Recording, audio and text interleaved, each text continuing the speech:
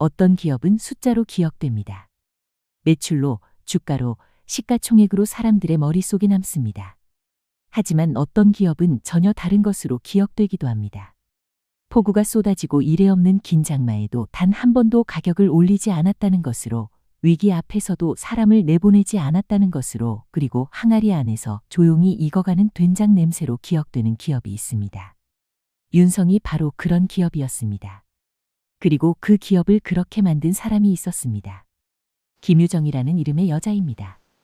그녀는 윤성 창업주의 며느리였고 남편을 일찍 잃고 홀로 회사를 지켜온 사람이었습니다. 조용하고 단단하며 결코 서두르는 법이 없는 성품으로 그 모든 것을 해낸 사람이었습니다. 이 이야기는 그녀의 이야기입니다. 그리고 그녀가 딸에게 물려준 것들의 이야기이기도 합니다. 레시피가 아니라 태도를, 방법이 아니라 마음을 물려준 한 사람의 이야기입니다. 시작은 15년 전이 아닙니다. 훨씬 더 오래전으로 거슬러 올라가야 합니다. 유정이 윤성에 처음 발을 들인 것은 23 때였습니다. 충남 예산 출신이었습니다.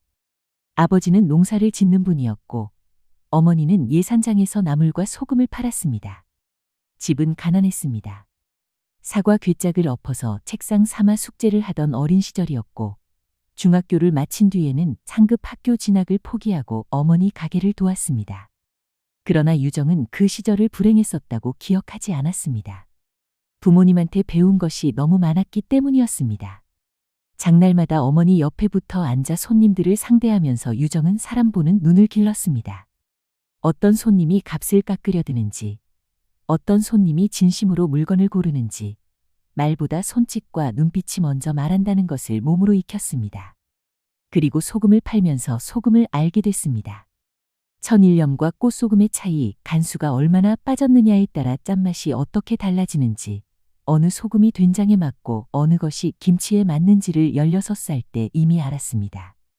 가난이 유정에게 준 것은 결핍이 아니라 세상을 보고 물건을 볼 수 있는 눈이었습니다. 없어서 더 자세히 봐야 했고 부족해서 더 단단히 익혀야 했습니다. 그렇게 자란 사람이었습니다. 윤 회장을 처음 만난 것은 유정이가 23 되던 해 봄날의 장날이었습니다. 윤 회장은 당시 막 발효식품 사업을 시작하려던 청년이었고 좋은 소금을 구하러 장에 나왔다가 유정의 어머니 가게 앞에 멈춰섰습니다. 어머니가 장 보러 나간 사이 유정이 혼자 가게를 지키고 있었습니다. 윤 회장이 소금의 산지를 물었고 유정이 막힘없이 답했습니다. 천일염인지 꽃소금인지, 간수가 얼마나 빠졌는지, 된장용이냐 절임용이냐에 따라 어떤 소금이 맞는지를 줄줄이 설명하는 23 여자를 보며 윤 회장은 자리를 뜨지 못했습니다. 소금 한 포대를 사면서 이름을 물었습니다. 유정이라고 답했습니다. 윤 회장이 웃었습니다. 좋은 이름이네요라고 했습니다. 그것이 시작이었습니다. 결혼은 이듬해 봄에 이루어졌습니다. 그런데 시집살이가 쉽지 않았습니다. 시어머니는 엄격한 분이었습니다. 집안 살림의 모든 것에 기준이 있었고 그 기준에서 조금이라도 어긋나면 반드시 짚고 넘어갔습니다. 설거지 물 온도, 청소 순서, 밥 짓는 시간, 하나하나가 다 기준이 있었습니다. 장날 어머니 가게에서 배운 것들이 쓸모없어지는 것 같았습니다. 여기선 다른 것을 처음부터 배워야 했습니다. 처음엔 억울했습니다. 가난한 집안에서 왔다는 이유로 더 엄격하게 대하는 것이라는 생각이 들었습니다. 그러나 유정은 그 억울함을 입 밖에 내지 않았습니다. 어릴 때부터 익힌 것이 있었습니다. 말보다 먼저 움직이는 것, 불만보다 먼저 손을 쓰는 것.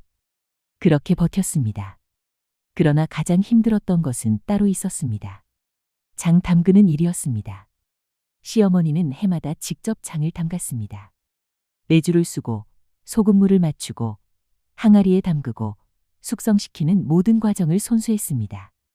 처음 유정이 그 과정을 옆에서 지켜봤을 때 시어머니가 말했습니다. 내년엔 내가 해봐.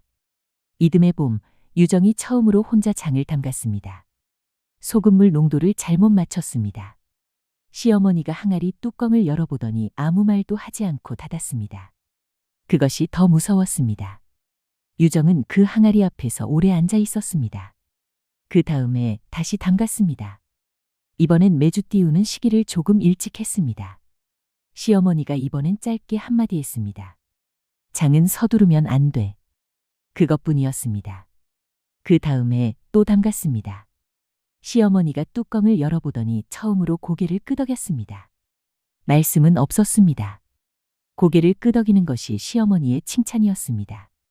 유정은 그 고개 끄덕임 하나가 그토록 기쁠 수 있다는 것을 그때 처음 알았습니다. 그렇게 3년이 지난 어느 날 시어머니가 유정에게 항아리 하나를 가리키며 말했습니다.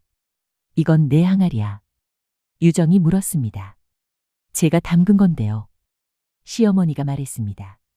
그러니까 내 것이지. 내가 담근 장은 내 것이야.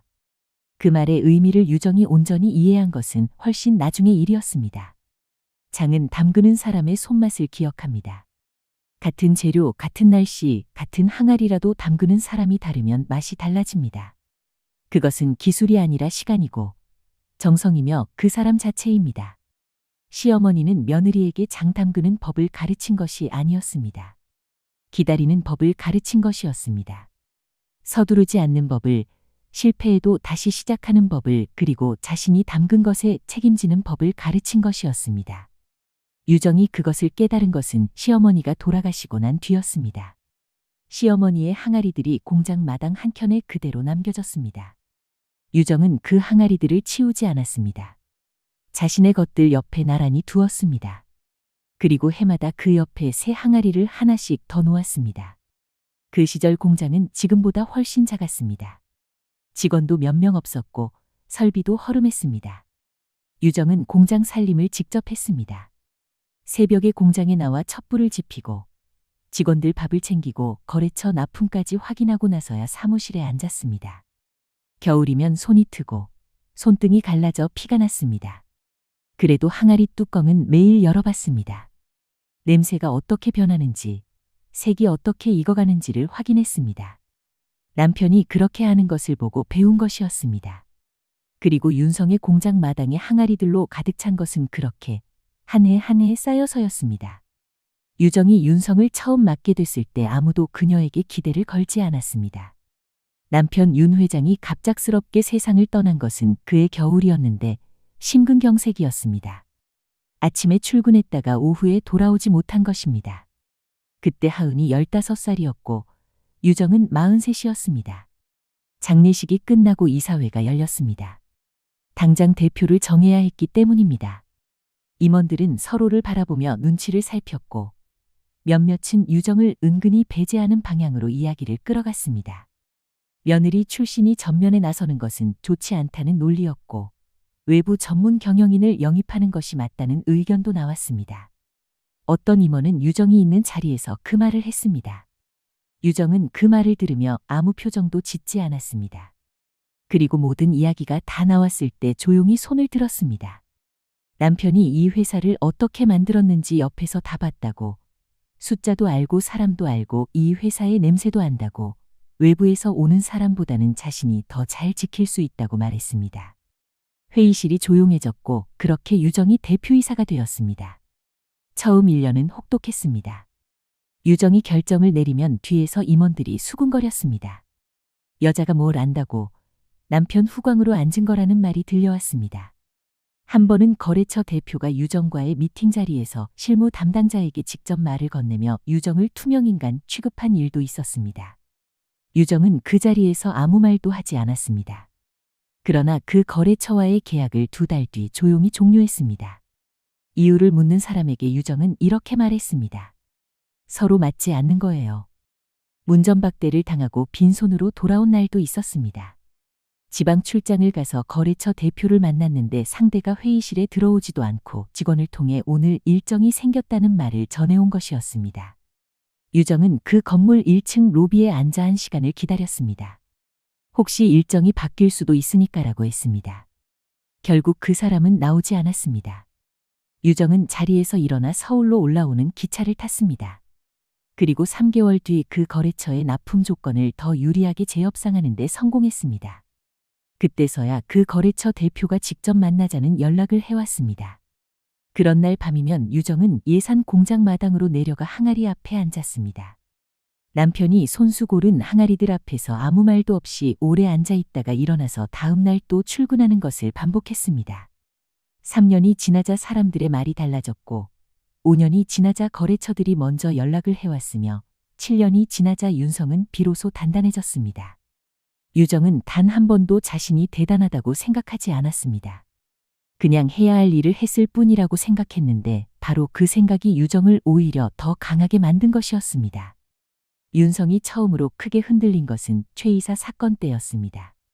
최 이사는 윤성 내부에서 10년 넘게 일해온 사람으로 재무 전반을 책임지던 인물이었습니다. 꼼꼼하고 성실하며 회사 일이라면 밤을 새우는 사람이었기에 유정도 오랫동안 믿어온 사람이었습니다. 그런 그가 외부 투자자와 손을 잡고 윤성의 자금 일부를 빼돌리고 있었는데 그것도 3년에 걸쳐 아주 정교하게 해온 일이었습니다. 처음 이상 신호가 온 것은 회계 담당 직원 한 명의 조심스러운 보고를 통해서였습니다. 숫자가 맞지 않는다는 것이었는데 작은 금액이었지만 패턴이 이상하다고 했습니다. 그 직원은 말을 꺼내면서도 자신이 잘못 본 것일 수도 있다며 혹시 제가 틀렸을 수도 있는데요. 라고 몇 번이나 단서를 달았습니다. 유정은 그 말을 듣고 아무 표정도 짓지 않은 채 알겠어요. 라고만 하고 그 직원을 돌려보냈습니다.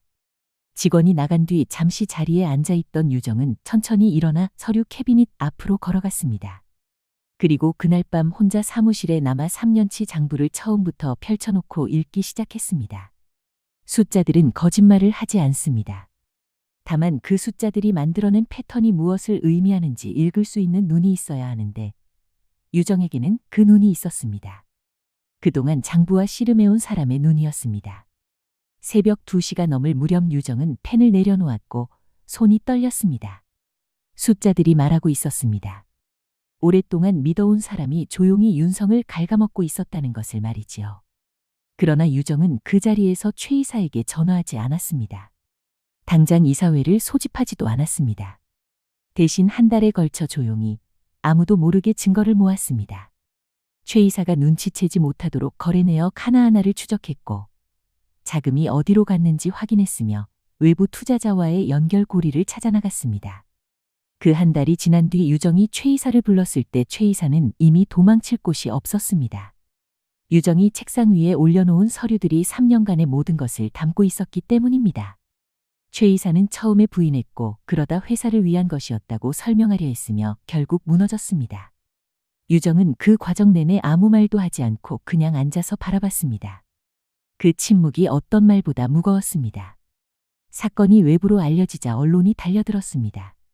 전통기업의 내부 비리, 오너 일가의 관리 부실이라는 기사들이 쏟아졌고 주가가 흘러내렸으며 거래처 몇 곳이 거리를 뒀습니다. 그럼에도 유정은 인터뷰 요청을 전부 거절했습니다. 해명 기자회견도 열지 않았습니다. 대신 공장 라인부터 시작해서 직원들을 하나하나 만났습니다. 경비 아저씨도 청소 담당 직원도 신입 사원도 빠짐없이 찾아가 불안하겠지만 내가 있다고 직접 얼굴을 보며 말했습니다. 화려한 말이 아니었습니다. 그냥 거기 있었습니다. 그것만으로 직원들의 마음이 흔들리지 않았고 그 위기는 그렇게 조용히 단단히 넘어갔습니다. 그리고 그것이 끝이 아니었습니다. 최 이사 사건이 마무리된 지 6달이 지난 봄이었습니다. 윤성은 천천히 회복하고 있었고 직원들의 얼굴에 다시 생기가 돌았으며 거래처들도 하나 둘 먼저 연락을 해왔습니다. 유정은 그 모습을 보며 조용히 숨을 고르고 있었습니다. 이제 좀 숨을 쉴 수 있겠다 싶은 그 순간이었습니다. 그때 증권 보고서 하나가 유정의 손에 들어왔습니다. 2달치 회사 주식 흐름을 정리한 자료였는데 보통 때라면 그냥 넘겼을 수치들이었지만 그날따라 유정의 눈이 멈췄습니다. 주가가 크게 떨어지는 것이 아니었습니다. 하루에 0.3%, 다음 날엔 0.2%, 그 다음 날엔 0.5%씩 아주 조금씩 빠지고 있었는데 숫자 하나하나는 무시할 수 있는 수준이었습니다. 그런데 2달치를 쭉 펼쳐놓고 보면 이야기가 달라졌습니다. 천천히 아주 조용히 누군가 지분을 모으고 있었습니다. 팔면서 동시에 사는 방식으로 시장의 소란을 피우지 않으면서 말이지요. 이른바 매집 패턴이었습니다. 영리한 사냥꾼들이 주가를 자극하지 않으면서 지분을 확보하는 방식으로 마치 물이 스며들듯 서서히 이루어지는 것이었습니다. 유정은 확인에 나섰고 결국 하나의 이름을 찾아냈습니다. 골든트리였습니다. 홍콩에 본사를 두고 동아시아 전통 기업을 겨냥하는 해외 사모펀드였는데 전통 가치가 있는 기업을 조용히 매입한 뒤 구조조정을 명분으로 핵심 자산을 분리해 비싸게 팔고 나가는 것이 그들의 방식이었습니다. 그 과정에서 수천 명의 직원이 일자리를 잃고 수십 년 쌓은 브랜드가 해체되는 것은 그들의 계산에 없는 일이었습니다. 그들이 이미 윤성 지분 18%를 조용히 확보하고 있었습니다. 유정은 손이 떨렸습니다. 이건 인수가 아니라 해체라고 느꼈습니다. 최 이사 사건보다 더 조직적이고 더 큰 위협이었는데 이번엔 내부가 아니라 외부에서 밀려오는 파도였습니다. 게다가 문제가 하나 더 있었습니다. 이사회에서 분열의 조짐이 보이기 시작한 것입니다. 윤서연이 나타났습니다. 윤성 창업주의 딸이자 서준의 누나인 그녀는 5년 전 미국에서 귀국한 뒤 이사회에 이름을 올리고 있었지만 그동안 조용히 지켜보기만 했던 사람이었습니다. 그런 그녀가 갑자기 목소리를 높이기 시작했습니다. 지금 윤성에 필요한 건 전통이 아니라 공격적인 구조조정이라고 비효율 부서를 정리하고 핵심 사업에 집중해야 주가가 오른다고 주장했습니다. 그 말이 맞는 구석이 있었기 때문에 더 무서웠습니다. 서준이 반박했습니다. 윤성은 신뢰 기업이라고 사람을 내보내는 방식으로 주가를 올리는 건 우리 방식이 아니라고 말했지만 서연은 냉소하며 그 신뢰로 주가가 오르던가요? 라고 받아쳤습니다. 이사회가 갈라지기 시작했고 임원들이 눈치를 보기 시작했습니다. 유정은 그 모습을 보며 이번엔 자신이 직접 나서는 것이 오히려 역효과를 낼 수 있다는 것을 알았습니다. 골든트리는 이미 전근대적인 오너 일가 경영이 문제라는 프레임을 준비하고 있을 것이었고 유정이 앞에 나서면 그 프레임에 걸려들 수 있었습니다. 이번엔 다음 세대가 움직여야 했습니다. 유정은 딸에게 전화를 걸었습니다. 김하은은 유정의 딸로 30대 초반의 나이에 서울대 경영학과를 나와 런던 비즈니스 스쿨에서 MBA를 마쳤으며 JP모건 홍콩 지점에서 5년간 M&A 전문가로 일해온 사람이었습니다. 숫자에 강하고 냉철하며 감정을 드러내지 않는 성격의 그녀는 그러나 윤성 내부에서 아직 회장 손녀라는 이름표 하나로만 불리는 사람이었습니다. 늦은 밤 유정의 사무실로 온 하은이는 보고서를 받아들고 처음엔 빠르게 나중엔 아주 천천히 읽었습니다. 읽는 속도가 느려진다는 것은 내용이 무거워진다는 뜻이었습니다. 다 읽고 나서 시간이 얼마나 있냐고 물었고 유정이 3개월이라고 답하자 하은이가 말했습니다. 엄마, 제가 나가겠습니다. 유정이 버틸 수 있겠니? 라고 묻자 하은이 대답했습니다. 버티는 법은 엄마한테 배웠어요. 유정은 딸의 손을 잠깐 쥐었다가 놓았습니다. 말 대신 모든 것이 그 손에 담겨 있었습니다. 두려움도 기대도 믿음도 함께 말이지요. 다음 날 하은은 윤성 본사에 정식 출근했습니다. 복도에서 직원들이 힐끔힐끔 쳐다봤고 회장 손녀래 갑자기 왜 나타난 거지? 낙하산 아니야? 하는 소곤거림이 들렸지만 하은은 걸음을 늦추지 않았습니다. 엄마에게 배운 것이 있다면 그것이었습니다. 말이 아니라 행동으로 증명하라는 것을요. 하은이 가장 먼저 한 것은 임원들과의 개별 면담이었습니다. 골든트리의 목적이 분할 매각이라는 것을 그들의 과거 인수 사례들을 데이터로 보여주며 설명했습니다.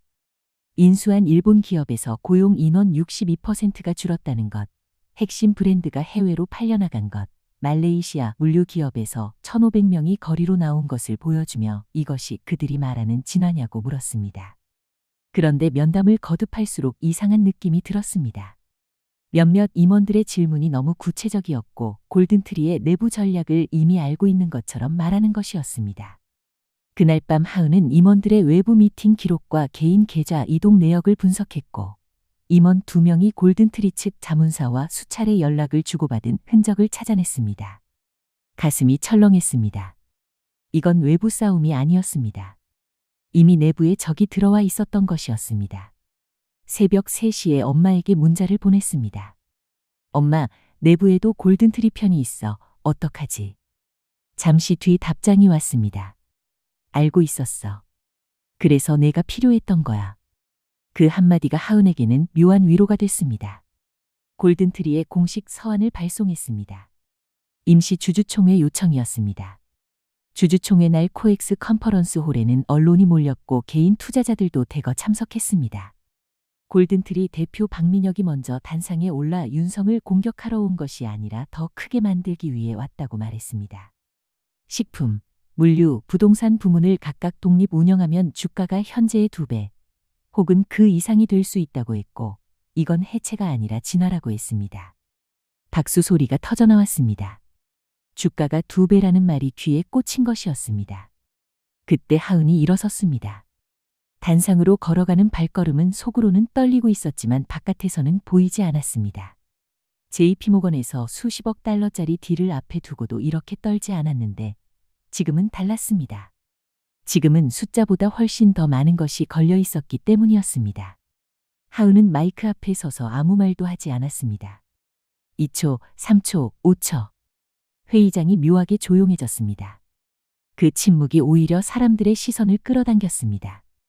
하은은 그 순간 엄마를 생각했습니다. 항아리 뚜껑을 열기 전에 항상 잠깐 멈추던 엄마. 냄새를 맡기 전에 먼저 마음을 가라앉히던 그 습관. 지금 이 자리에서 그게 필요했습니다. 하은이 입을 열었습니다. 숫자는 맞다고, 분할하면 단기 주가는 오른다고, 그건 사실이라고 먼저 인정했습니다. 그러나 그 다음을 말씀드리겠다고 했습니다. 화면에 골든트리가 과거에 인수한 기업들의 이야기가 펼쳐졌습니다. 분할 3년 후 고용 인원이 62% 줄어든 기업, 핵심 브랜드가 해외로 팔려나간 기업, 1,500명이 거리로 나온 기업을 보여주며 이것이 진화냐고 물었습니다. 회의장이 잠시 조용해졌고 화면이 바뀌었습니다. 2022년 8월에 뉴스 영상이 흘렀습니다. 기록적인 폭우가 쏟아지면서 장마가 길어지던 해. 전국 대부분의 식품 기업들이 물량 부족을 이유로 가격을 올리던 그해 윤성은 올리지 않았다고 했습니다. 그리고 그 결과로 발생한 단기 손실의 수치를 공개했고 그 이후 브랜드 선호도 18% 상승, 재구매율 22% 증가라는 결과를 보여줬습니다. 기업은 쪼개면 돈이 되지만 사람은 흩어진다고, 신뢰는 한번 무너지면 돈으로 살 수 없다고 말한 뒤 윤성의 해외 매출 연평균 31% 성장 데이터를 펼쳤습니다. 단기 2배 대 장기 3배, 어느 쪽을 원하시냐고 물었습니다. 회의장의 분위기가 확연히 달라졌고 기관 투자자들이 서로 귀를 모으기 시작했습니다. 표결은 2주 뒤로 연기됐습니다. 완전히 이긴 것은 아니었지만 첫 번째 라운드를 버텨낸 것이었습니다. 그런데 진짜 위기는 그 다음에 왔습니다. 하은은 익명의 메시지를 받았습니다. 서현 고모가 골든트리와 비밀 접촉을 했다는 내용이었습니다. 확인에 나선 결과 CCTV 기록과 주차장 출입 기록에서 서현의 차량이 그날 밤 그 호텔에 있었고 박민혁과 같은 시간대였다는 것이 드러났습니다. 이사회에서 구조조정을 외치던 서현과 골든트리가 비밀 접촉을 한 서현, 그 두 사실이 하나의 선으로 연결됐습니다. 하은이 서현을 직접 찾아가 자료를 내밀었습니다. 서현의 눈이 흔들렸다가 다시 굳었습니다. 왜 그러셨냐고 묻자 서현은 윤성을 더 크게 만들고 싶었다고, 그들의 자본과 네트워크로 글로벌 재편을 하려 했다고 말했습니다. 하은이 말했습니다. 그런데 그들은 처음부터 해체가 목적이었습니다. 이사님은 그 판에서 이용당한 겁니다. 서현이 오랫동안 침묵하다가 창밖을 바라봤습니다. 하은이 일어서며 말했습니다. 이사님이 선택하셔야 합니다. 시간이 많지 않아요. 그날 밤 하은이는 회사 화장실에서 문을 잠그고 울었습니다. 소리 없이 손으로 입을 막고서 말이지요. JP모건에서 어떤 딜을 앞에 두고도 이렇게 무섭지 않았습니다. 그때는 잃어도 계약서가 무너질 뿐이었습니다. 지금은 달랐습니다. 엄마가 평생 쌓아온 것이, 수천 명 직원들의 일터가, 그 모든 신뢰가 자신의 손에 달려 있었습니다. 그리고 더 솔직하게 말하면 자신이 모자라는 것 같아서 두려웠습니다. 숫자는 알았습니다. 전략도 알았습니다. 그런데 사람의 마음을 움직이는 것, 30년 세월이 담긴 관계를 다루는 것, 위기 속에서도 흔들리지 않는 것, 그것은 MBA 과정에서 배운 것이 아니었습니다. 엄마는 어디서 그것을 배운 것인지 알 것 같기도 했고 모를 것 같기도 했습니다. 5분 동안 울었습니다. 그리고 세면대에서 찬물로 얼굴을 씻고 거울을 봤습니다. 엄마는 더 힘든 데서도 버텼어. 나도 할 수 있어 라고 속으로 말했습니다. 그리고 한마디를 더 했습니다. 엄마가 혼자 한 게 아니잖아. 나도 혼자가 아니야. 그 무렵 유정은 하은이를 주방으로 불렀습니다. 오래된 항아리 하나를 꺼내 뚜껑을 열자 깊고 진한 간장 향기가 퍼졌습니다. 10년 묵은 것이라고 했습니다. 유정이 말했습니다. 장도 오래 묵히면 밑에 맑은 장이 생긴다고. 가장 깊고 진하고 귀한 것은 오래 기다려야 만들어지는 거라고. 윤성에도 그런 게 있다고 했습니다. 유정이 파일을 꺼냈습니다. 특허 서류 다발이었습니다. 포구 때 확보한 소금 정제 기술, 저온 발효 기술, 전통 간장 숙성 공법의 글로벌 특허였습니다. 그 포구의 시기의 가격을 올리지 않고 재고를 풀면서 동시에 방대한 발효 데이터를 쌓았고 그것을 기반으로 2년 전 조용히 특허를 출원해 등록까지 마쳤다는 것이었습니다. 아무에게도 말하지 않은 채로요. 하은이가 왜 지금까지 숨겼냐고 묻자 유정은 말했습니다. 때가 아니었어. 진짜 필요한 때 쓰려고 기다렸지. 하은은 K푸드 글로벌 시장에서 이 특허의 가치가 무엇인지 누구보다 잘 알았습니다. 즉시 JP모건 시절 인맥을 총동원해 글로벌 식품 그룹 HFG에 닿았습니다. K푸드 글로벌화를 핵심 전략으로 추진 중이던 그 기업은 윤성의 기술 특허에 즉각 반응했습니다. 3일간 밤을 새워 제안서를 만들고 화상 미팅을 3차례 진행한 끝에 마침내 HFG로부터 전략적 파트너십 제안이 왔습니다. 초기 투자 규모 1,200억 원, 향후 5년 기대 매출은 1조 원 이상의 내용이었습니다. 긴급 기자회견을 열었습니다. 하은이 단상에서 윤성이 보유한 전통 발효 기술 글로벌 특허를 오늘 처음으로 공개한다고 글로벌 식품 그룹 HFG와의 전략적 파트너십을 발표한다고 말했습니다. K푸드의 세계화 흐름 속에서 윤성은 분해가 아닌 성장으로 나아가겠다고도 했습니다. 발표가 시장에 전달되는데 1시간이 채 걸리지 않았고 윤성 주가가 오후 장 마감까지 11% 올랐습니다. 골든트리의 계산이 완전히 틀어졌습니다. 그들이 설계한 시나리오의 전제는 윤성이 현재 구조로는 성장이 어렵다는 것이었는데 시장이 정반대로 말하고 있었습니다. 서현도 이사회에서 공개적으로 골든트리 반대 입장을 표명하며 자신이 이용당했다는 것을 인정했습니다. 지분도 시장에 내놓겠다고 했고 하은이를 찾아와 짧게 말했습니다. 너 생각보다 강하네. 하은이 대답했습니다. 엄마 딸이에요. 서연의 입가에 아주 희미한 미소가 스쳤습니다. 결국 골든트리가 보유한 윤성 지분 18% 전체가 시장에 나왔고 HFG와 국내 기관 투자자들이 그것을 사들였습니다. 경영권이 완전히 안정됐습니다. 골든트리는 퇴장했습니다. 그날 밤 유정은 조용히 하은이가 살고 있는 아파트를 찾아가서 조용히 벨을 눌렀습니다. 엄마를 보자 하은은 결국 울음을 터뜨렸습니다. 엄마, 나 무서웠어. 유정이 조용히 말했습니다. 알아. 버텼잖아. 유정은 하은이 집에서 딸을 오래 안아줬습니다. 그리고 많은 이야기를 나누었습니다. 하은이 울음이 잦아들 때 또다시 벨이 울렸습니다. 문을 열자 서준이 서 있었습니다. 서준이 와서 두 모녀 옆에 조용히 앉더니 말했습니다. 나는 너희 둘에게 배운다. 골든트리가 물러난 지 2달이 지났습니다. 하은은 윤성 대표이사로 공식 선임됐고 기자들이 어떻게 이겼냐고 물었을 때 웃으며 답했습니다. 저는 발효를 배웠습니다. 기다리는 법을요. 그런데 세상은 쉬지 않았습니다. 가을이 시작되던 어느 월요일 충남 예산의 지역신문에 작은 기사 하나가 실렸습니다. 윤성 발효 공장 인근 하천에서 이상 수치가 감지됐다는 내용이었는데 처음엔 아무도 주목하지 않았습니다. 그런데 그 기사가 다음 날 10개가 됐고 그 다음 날엔 100개가 됐으며 사흘째 되던 날에는 방송 뉴스가 톱으로 다뤘습니다. 환경부가 정식 조사에 착수한다고 했고 윤성 주가가 12% 하락했습니다.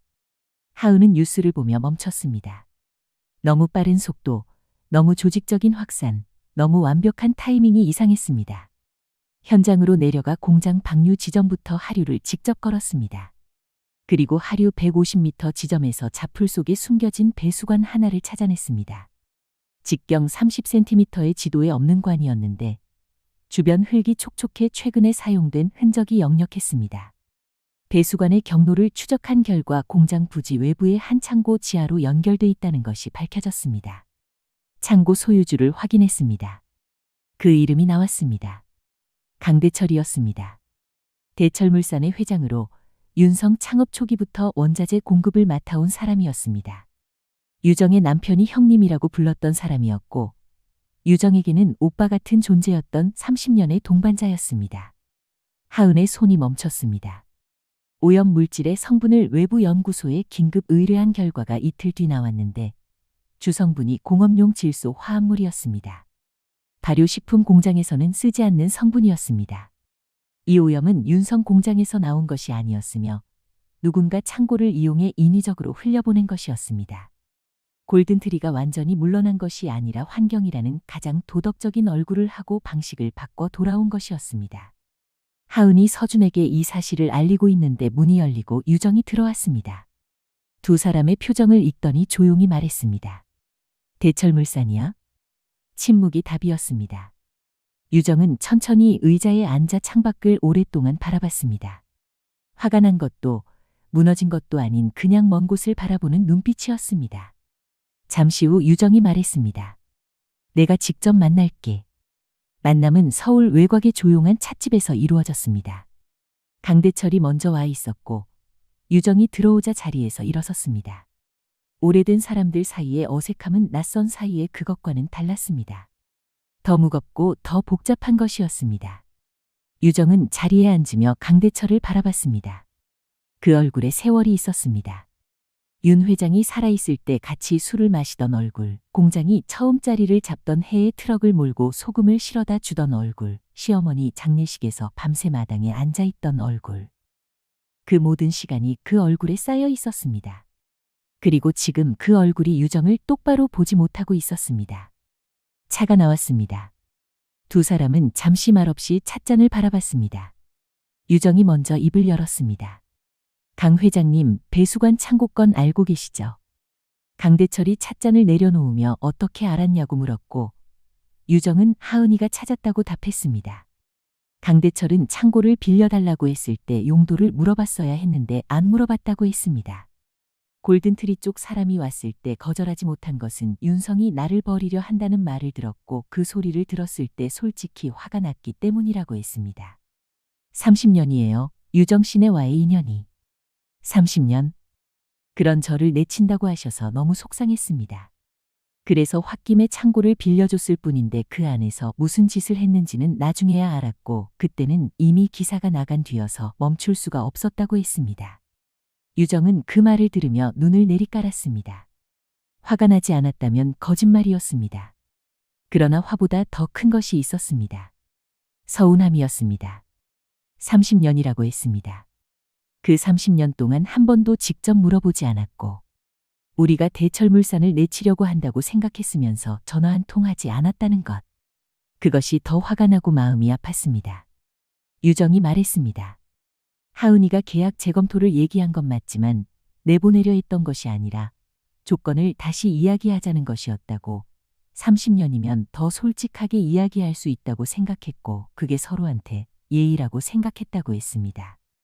그리고 그 사람들이 회장님을 이용한 거라고 30년 관계를 무기로 삼아서라고 했습니다. 유정의 말을 들은 강대철의 눈이 흔들렸고 이어서 유정이 더 말했습니다. 사실대로 말씀해 주세요. 그래야 법적으로 보호받으실 수 있어요. 윤성은 강 회장님을 고소하지 않아요. 강대철이 진짜냐고 물었고 유정이 단호하게 진짜라고 했습니다. 그 순간 강대철의 눈에서 눈물이 흘렀습니다. 소리 없이 그냥 흘러내리는 눈물이었습니다. 70이 다 된 남자가 찻집 창가에서 울고 있었습니다. 미안해요 유정 씨. 그 말이 낮고 떨리게 나왔습니다. 유정도 눈이 붉어졌습니다. 그러나 눈물은 흘리지 않았습니다. 아직은 때가 아니었습니다. 회장님도 속은 거예요. 이제 같이 바로잡읍시다. 하은은 오염 물질 분석 보고서, 배수관 경로 추적 자료, 강대철의 자발적 진술을 묶어 경찰에 수사 의뢰하는 동시에 기자회견을 준비했습니다. 그때 유정이 낡은 봉투 하나를 가져왔습니다. 예산 공장 창고에서 꺼내온 것으로 40년치 수질 검사 보고서들이 들어 있었습니다. 공장 설립 초기부터 매년 윤성이 자발적으로 외부 기관에 의뢰해온 것들이었는데 법적 의무가 아닌 시기에도 한 해도 빠지지 않은 기록들이었습니다. 유정이 말했습니다. 남편이 처음 공장 세울 때부터 했어요. 우리 공장 옆에 사는 사람들한테 미안함 없이 살아야 한다고. 그게 원칙이었어. 하은은 그 서류들을 받아들고 한 장씩 넘겼습니다. 40년 동안 한 번도 기준치를 초과한 적이 없었고 아무도 칭찬하지 않아도 아무도 요구하지 않아도 계속 해온 일이었습니다. 그것이 지금 가장 강력한 무기가 됐습니다. 기자회견이 열렸습니다. 하은이 오염 물질 성분 분석 결과를 공개하고 배수관 경로를 설명한 뒤 40년치 수질 검사 기록을 화면에 펼쳤습니다. 법적 의무가 아닌 시기에도 한 해도 빠지지 않은 자발적 기록을 보는 기자회견장이 조용해졌습니다. 그때 유정이 일어섰습니다. 윤성 공장 옆에 사는 마을 주민 여러분께 이번 일로 불안하고 걱정하셨을 것이라고 진심으로 사과드린다고 말했습니다. 우리가 미처 막지 못한 일이 일어났다고 앞으로 공장 주변 환경 모니터링을 상시 체계로 전환하고 그 결과를 매월 지역 주민께 직접 공개하겠다고 했습니다. 우리 공장 옆에서 살아가는 분들이 불안하지 않도록 그게 우리가 해야 할 일이라고 말했습니다. 천천히 박수 소리가 났고 그날 오후 주가가 반등하기 시작했습니다. 경찰 수사 결과 창고에서 공업용 질소 화합물 용기가 발견됐고 실제 사용자의 위치 정보가 골든트리 한국 사무소와 수차례 겹쳤습니다. 박민혁이 공항 출국 금지 조치를 받았습니다. 그 소식이 전해지자 골든트리의 주요 투자자들이 환경 오염을 조작한 기업에 돈을 맡길 수 없다며 자금을 회수하기 시작했습니다. ESG 기준 위반이라는 이유였습니다. 박민혁이 대표직에서 사임했고 골든트리가 보유한 자녀 지분이 시장에 나왔습니다. 윤성을 삼키려 했던 골든트리가 윤성이 지켜온 가치들, 즉 환경과 신뢰와 투명성에 의해 무너진 것이었습니다. 공격 무기가 부메랑이 됐습니다. 하은이 그 소식을 듣고 혼자 중얼거렸습니다. 진짜 사이다네. 모든 것이 정리된 그날 밤 유정은 예산 공장을 혼자 찾았습니다. 항아리들이 줄 서 있는 마당을 걸으며 하나씩 뚜껑을 열어 냄새를 맡았고 가장 깊은 냄새가 나는 항아리 앞에 오래 서 있었습니다. 여기 땅이 좋아. 이런 땅에서 담근 장은 달라라고 말했던 남편의 목소리가 생각났습니다. 그때였습니다. 유정은 그 자리에서 처음으로 울었습니다. 골든트리 사건 때도 최 이사 사건 때도 울지 않았던 유정이 항아리 앞에서 소리 없이 울었습니다. 강대철 회장 때문이 아니었습니다. 골든트리 때문도 아니었습니다. 그냥 오래된 것들이 한꺼번에 올라온 것이었습니다. 남편이 처음 이 땅을 밟던 날, 시어머니가 처음으로 고개를 끄덕이던 날, 하은이가 처음 걸음마를 떼던 날, 그 모든 날들이 이 항아리들 안에 다 담겨 있었습니다. 그리고 그것들을 지켜낸 것이었습니다. 3번이나. 유정은 한참을 울었습니다. 바람이 불었고 된장 냄새가 실려왔습니다. 그리고 울음이 잦아들 무렵 이제 됐어. 라는 말이 가슴 안에서 조용히 울렸습니다. 봄이 왔습니다. HFG와의 합작 브랜드가 미국 시장에서 예상을 뛰어넘는 반응을 얻었고 뉴욕의 미슐랭 레스토랑들이 윤성의 전통 간장을 식재료로 채택하면서 윤성이라는 이름이 처음으로 해외 식품 전문 매체에 오르내리기 시작했습니다. K푸드를 넘어 글로벌 프리미엄 식재료로 이름을 올리고 있었습니다. 주가는 꾸준히 올랐고 직원들이 복도에서 처음으로 환하게 웃었습니다. 바로 그 순간 서류 한 묶음이 도착했습니다. 달신이는 도쿄의 법무법인이었고 내용은 국제특허 침해 소송 예고장이었습니다. 일본의 전통 발효 식품 기업 미야마 푸드가 윤성의 핵심 발효 기술 특허가 자사 기술을 무단 도용한 것이라고 주장하는 내용이었는데 창업한 지 112년 된 기업이었습니다. 하은은 서류를 3번 읽었습니다. 그들의 주장 중 무시하기 어려운 부분이 있었습니다. 저온 발효 숙성 공법, 즉 윤성이 HFG와의 협력 기반으로 삼은 핵심 기술에 대해 미야마 푸드는 1970년대에 이미 유사한 공법을 내부적으로 개발했고 당시 특허 출원을 하지 않았을 뿐이라고 주장했습니다. 특허 전문가를 불렀지만 결론은 불확실했습니다. 기술 원리는 비슷할 수 있지만 윤성의 세부 공정은 독자적이긴 하지만 그러나 국제 특허 분쟁에서 확실히 이길 수 있다고 보장하기 어렵다는 것이었습니다. 더 이상한 것이 있었습니다. 미야마 푸드의 법무대리인이 골든트리의 한국 에이전트와 연결된 법인과 협력 관계였습니다. 골든트리가 또 방식을 바꾼 것이었습니다. 환경 소송이 실패하자 이번엔 국제 특허 분쟁으로 돌아온 것이었습니다. 다음 날 아침 유정이 서류를 읽은 뒤 창밖을 바라보다가 조용히 말했습니다. 일본에 가봐야겠다고. 하은이 소송 대응도 해야 하는 상황에 직접 가시냐고 놀라자 유정이 말했습니다. 법 얘기는 변호사들이 하면 돼. 나는 다른 얘기를 하러 가는 거야. 유정이 향한 곳은 미야마 푸드 본사가 아니었습니다. 교토 외곽의 작은 마을 미야마 푸드 창업주 미야마 노부오옹이 은퇴 후 살고 있는 곳이었습니다. 현재 회사 경영에는 전혀 관여하지 않는 사람이었고 이번 소송도 손자 켄지가 주도하는 것이었습니다.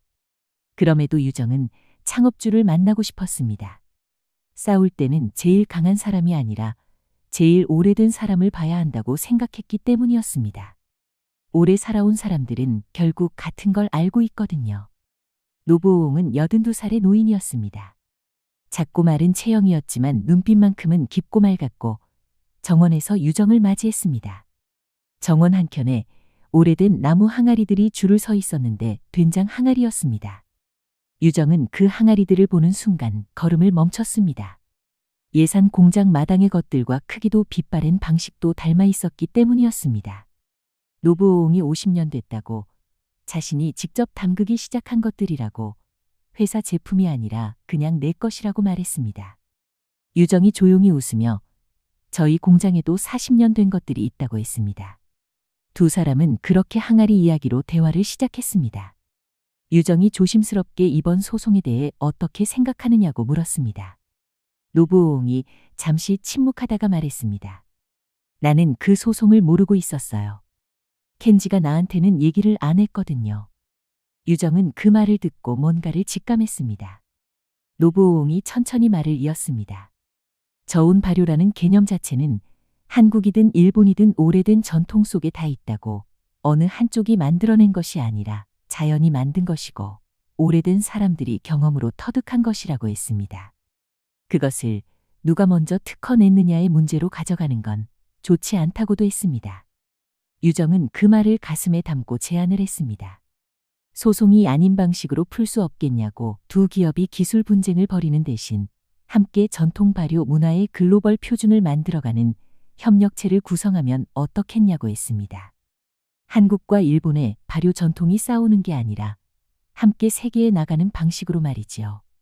노부오옹은 한동안 정원을 바라보다가 천천히 고개를 끄덕였습니다. 그게 맞는 이야기라고 그게 내가 평생 생각해온 것과 같다고 했습니다. 유정이 서울로 돌아온 다음 날 미야마 푸드 측에서 연락이 왔습니다. 소송을 취하할 의사가 있다는 것이었고 조건은 하나였습니다. 양사가 공동으로 전통 발효 기술 보존을 위한 재단을 설립하는 것이었습니다. 유정과 노부오옹이 정원에서 나눈 이야기가 그대로 문서가 되어 돌아온 것이었습니다. 하은은 그 소식을 듣고 한동안 말을 못했습니다. 법정에서 이기는 것이 아니라 싸움 자체를 없애버린 것이었는데 그것도 적을 설득해서가 아니라 적이 뒤에 있는 가장 오래된 사람을 먼저 찾아가서 한 것이었습니다. 서준이 유정에게 어떻게 그 생각을 했냐고 물었습니다. 유정이 말했습니다. 싸울 때는 제일 강한 사람을 보지 말고 제일 오래된 사람을 보면 돼요. 오래 살아온 사람들은 결국 같은 걸 알고 있거든요. 그 말이 한동안 사무실에 머물렀습니다.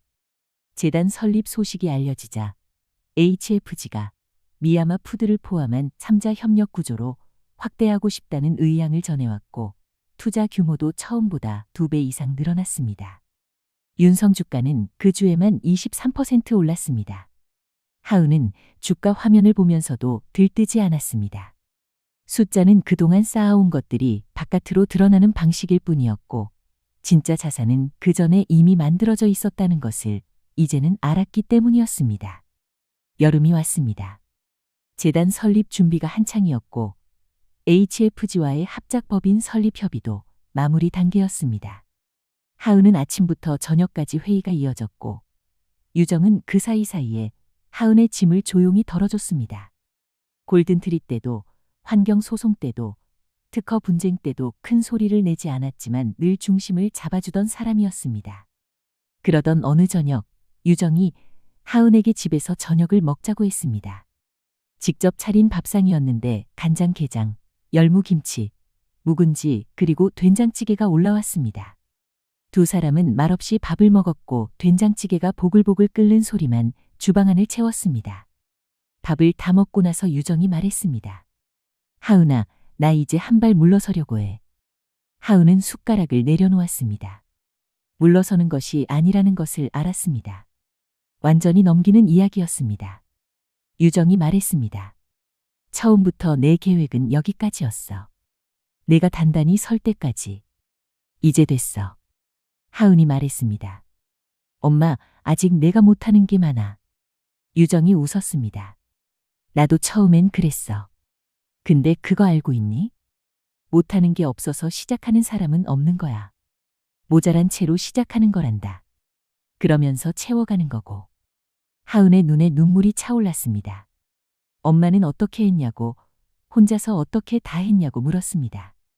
유정은 잠시 된장찌개를 바라보다가 말했습니다. 혼자가 아니었어. 서연 고모가 있었고, 직원들이 있었고, 공장 옆 마을 사람들이 있었어. 그리고 아빠 노트가 있었어. 나는 그것들한테 기대면서 한 거야. 내가 모자라다 싶을 때는 기댈 곳을 찾아. 그게 리더야. 잠시 침묵이 흘렀습니다. 유정이 조용히 덧붙였습니다. 그리고 엄마도 있잖아. 물러서는 거지, 없어지는 게 아니니까. 그 말에 하은이 결국 울었습니다. 어른이 되고 나서, 회사 대표가 되고 나서도 엄마 앞에서는 그냥 딸이 되어버리는 것이었습니다. 유정은 아무 말 없이 딸의 손을 잡았습니다. 그 손이 따뜻했습니다. 다음 날 유정은 이사회에 고문직 전환을 요청하는 공식 서한을 제출했습니다. 이사회는 만장일치로 수용했습니다. 하은이 단독 대표이사로서의 첫 번째 이사회를 주재했고 서연이 옆에 앉았습니다. 임원들의 눈빛이 달라져 있었습니다. 두 번의 큰 위기를 함께 넘긴 사람들의 눈빛이었습니다. 하은은 회의를 시작하기 전에 짧게 말했습니다. 앞으로 제가 모자란 부분이 많을 겁니다.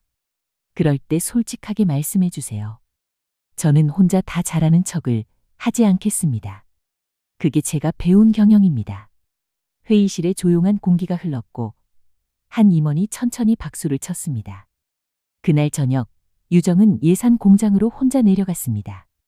마당의 항아리들을 하나씩 열어 냄새를 맡으며 걸었습니다. 어떤 것은 아직 멀었고 어떤 것은 거의 다 됐고 어떤 것은 지금이 딱 좋았습니다. 가장 깊은 냄새가 나는 항아리 앞에 오래 서 있었습니다. 이제 됐어라는 말이 가슴 안에서 조용히 울렸습니다. 며칠 뒤 하은이 내려왔습니다. 유정이 마당에 나와 항아리들 사이에 서 있는 것을 차에서 내리며 봤습니다. 그 뒷모습이 어릴 때부터 봐온 가장 익숙한 풍경이었는데 오늘은 달라 보였습니다. 더 가볍고 더 조용하고 더 평화로운 것 같았습니다. 하은이 유정 옆에 서서 두 사람은 한동안 말없이 항아리들을 바라봤습니다. 유정이 말했습니다. 이 항아리 이번 가을에 열어볼 거야. 3년 됐거든. 하은이 잘 됐을 것 같냐고 물었고 유정이 잘 됐다고 냄새를 맡으면 안다고 했습니다. 하은이 웃으며 자신은 아직 냄새로는 모르겠다고 하자 유정도 웃으며 말했습니다. 배우면 알게 돼. 시간이 걸리는 것들이 있어. 그런 것들은 서두르면 안 돼. 항아리 이야기가 곧 사람 이야기이고 사람 이야기가 곧 항아리 이야기라는 것을 하은은 이제 알았습니다. 그게 유정이 평생 해온 것이었습니다. 가을이 왔습니다. 3년 된 항아리를 여는 날이 됐습니다. 예산 공장 마당에 사람들이 모였습니다. 하은과 서연이 왔고 미야마 노부오옹도 일부러 한국까지 날아왔으며 강대철 회장도 왔습니다. 그리고 공장 직원들이 마당 가득 서 있었습니다. 오래된 사람과 새로운 사람이 같은 자리에 섰습니다. 유정이 뚜껑을 열었습니다. 깊고 진한 냄새가 피어올랐습니다. 하은이 눈을 감고 그 냄새를 맡고 있었고 그런 하은이에게 유정은 물었습니다. 어때? 하은아. 하은이는 눈을 뜨며 웃었습니다. 좋아. 나 이제 냄새로 알 것 같아. 유정이 말없이 웃었습니다. 하은이의 그런 모습을 보고 노부오옹도 장냄새를 맡으며 노부오옹이 말했습니다. 좋은 장이네요. 기다린 시간이 느껴져요. 강대철이 그 옆에서 고개를 끄덕였고 직원들이 웃었습니다. 그 자리에 모인 사람들이 잠시 아무 말도 하지 않았습니다. 항아리에서 피어오르는 냄새가 마당을 가득 채웠습니다. 그동안 3번의 폭풍이 있었습니다. 배신으로, 자본으로, 환경으로 왔던 3가지 다른 얼굴의 위기였습니다. 그리고 그 모든 폭풍 속에서 변하지 않은 것이 하나 있었는데 그것은 기다리는 힘이었고 서두르지 않는 마음이었으며 사람을 잃지 않으려는 의지였습니다. 그것이 유정이 딸 하은이에게 물려준 것이었습니다. 레시피가 아니라 태도를, 방법이 아니라 마음을 물려준 것이었습니다. 하늘은 높고 맑았으며 바람이 살짝 불었습니다. 어딘가에서 낙엽이 지기 시작했습니다. 윤성은 그렇게 계속되었습니다. 여기까지 윤성 이야기를 함께 해주셔서 진심으로 감사합니다. 23, 장날의 소금 가게딸이 대한민국을 대표하는 발효기업의 며느리가 되고 남편을 잃은 자리에서 혼자 회사를 일으켜 세우고 3번의 폭풍을 딸과 함께 넘어내는 이 이야기. 드라마보다 더 드라마 같은 이 이야기가 여러분의 마음에 조금이라도 닿았다면 정말 기쁩니다. 유정이 항아리 뚜껑을 열기 전에 항상 잠깐 멈추는 것처럼 이 영상을 다 보신 지금 잠깐만 멈춰주세요. 그리고 아래 좋아요 버튼 한 번만 눌러주시겠어요? 그 작은 한 번이 이 이야기를 더 많은 분들께 전하는 가장 큰 힘이 됩니다. 구독 버튼도 아직 안 누르셨다면 지금이 딱 좋은 때입니다. 장도 때를 맞춰야 제맛이 나듯이 좋은 이야기도 때를 놓치지 않는 것이 중요하니까요. 구독해 두시면 다음 이야기가 올라올 때 가장 먼저 만나실 수 있습니다. 댓글에 여러분이 가장 마음에 남은 장면이나 문장을 남겨주세요. 유정의 어떤 말이, 하은의 어떤 선택이 여러분의 마음에 걸렸는지 궁금합니다. 그 댓글 하나하나가 다음 이야기를 만드는데 정말 큰 힘이 됩니다. 오래 기다려주셔서 감사합니다. 좋은 장이 익으려면 시간이 필요하듯 다음 이야기도 충분히 익혀서 가져오겠습니다.